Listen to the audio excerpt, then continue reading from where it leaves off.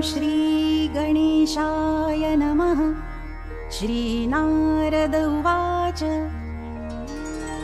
प्रणम्य शिरसा देवं गौरीपुत्रं विनायकं भक्तावासं स्मरेन् नित्यम् आयुः कामार्थसिद्धये। प्रथमं वक्रतुण्डं च एकदन्तं द्वितीयकं तृतीयं कृष्णपिङ्गाक्षं गजवक्त्रं चतुर्थकम् लम्बोदरं पञ्चमं च षष्ठं विकटमेव च सप्तमं विघ्नराजं च धूम्रवर्णं तथाष्टमम् नवमं भालचन्द्रं च दशमं तु विनायकम् एकादशं गणपतिं द्वादशं तु गजाननम्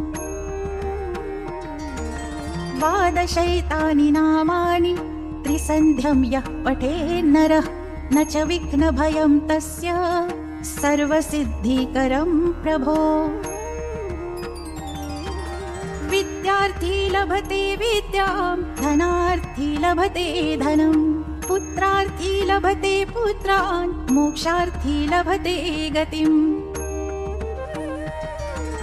जपेत् गणपति स्तोत्रम् षड्भिर्मासे फलं लभेत् संवत्सरेण सिद्धिं च लभते नात्र संशयः।